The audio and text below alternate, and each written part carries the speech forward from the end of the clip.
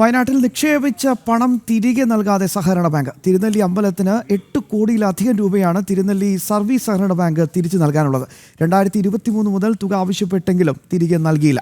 CPM നിയന്ത്രണത്തിലുള്ള ബാങ്കാണ് Thirunelli service സഹകരണ ബാങ്ക്. പലിശയടക്കം 8 കോടി രൂപയിലധികം ലഭിക്കാനുണ്ടെന്ന് ക്ഷേത്രം ഭാരവാഹികളും വ്യക്തമാക്കി.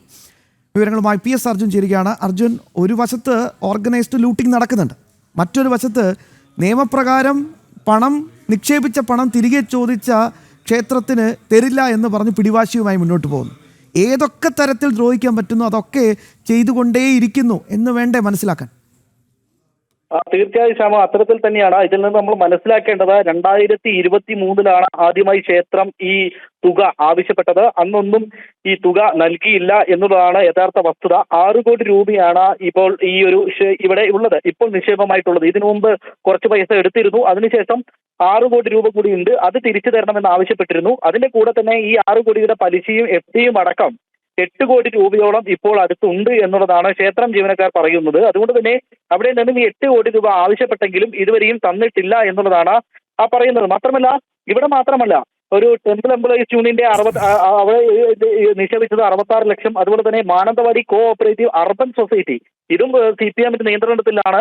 ഇവിടെയും അതുപോലെ തന്നെ 1,40 ലക്ഷം രൂപയാണ് നിക്ഷേപിച്ചിട്ടുള്ളത്. അതുപോലെ തന്നെ മാനന്തവാടി കോഓപ്പറേറ്റീവ് റൂറൽ സൊസൈറ്റിയിൽ 20 ലക്ഷം രൂപ നിക്ഷേപിച്ചിരുന്നു. അതുപോലെ തന്നെ പനമര ഭൂപണ ബാങ്ക് 3.5 ലക്ഷം രൂപയ്ക്ക് മുകളിലാണ് ഇവിടെയും നിക്ഷേപിച്ചിട്ടുള്ളത്. അതുപോലെ തന്നെ തൃശ്ശിലേരി അമ്പലത്തിലെ 1,13 ലക്ഷം രൂപ തിരുനെല്ലി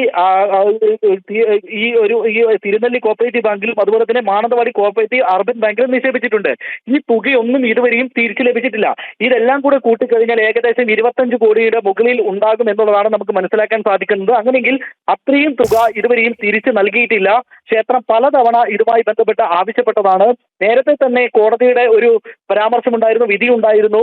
സ്വാഭാവികമായിട്ടും ഇത്തരത്തിലുള്ള ക്ഷേത്രത്തിലെ സ്വത്തുകൾ ഈ സഹകരണ ബാങ്കുകളിൽ നിക്ഷേപിക്കേണ്ട കാര്യമില്ല, അത് നാഷണലൈസ്ഡ് ബാങ്ക് മറ്റ് ബാങ്കുകളിലോ നിക്ഷേപിക്കണം എന്നുള്ള ഒരു തീരുമാനം കോടതി ഉണ്ടായിരുന്നു. അതിനുശേഷമാണ് പിന്നീട് തിരുനെല്ലി ക്ഷേത്ര സമിതി ഇതുമായി സംബന്ധിച്ച് ഇവരെ സമീപിക്കുകയും തുടർന്ന് ഈ പണം ചോദിക്കുകയും ചെയ്തത്. പക്ഷേ ഈ പണം ഇതുവരെയും ഇവരുടെ കയ്യിൽ ഉണ്ടോ ഇല്ലയോ എന്നുള്ള ഒരു ആശയക്കുഴപ്പം വരെ ഭരണസമിതിക്കുണ്ട്. കാരണം അത് മറ്റെന്തിനെങ്കിലും ഉപയോഗിച്ചോ എന്നുള്ള ഒരു ആശങ്ക ക്ഷേത്രത്തിനുണ്ട്. ക്ഷേത്രം പറയുന്ന എത്രയും പെട്ടെന്ന് തങ്ങൾക്ക് ഈ തുകകൾ ലഭിക്കേണ്ടതാണ്. ഞാൻ ഈ പറഞ്ഞ 3-4 ബാങ്കുകളുണ്ട്, ഈ ബാങ്കുകളെല്ലാം ഭരിക്കുന്നത് CPM ആണ്. CPMന്റെ കീഴിൽ വരുന്ന ബാങ്കുകളാണ് ഇവയെല്ലാം.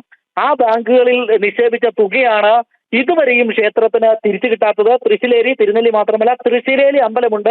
തൃശ്ശിലേരി അമ്പലവും ഇത്തരത്തിൽ നിക്ഷേപിച്ചിരുന്നു.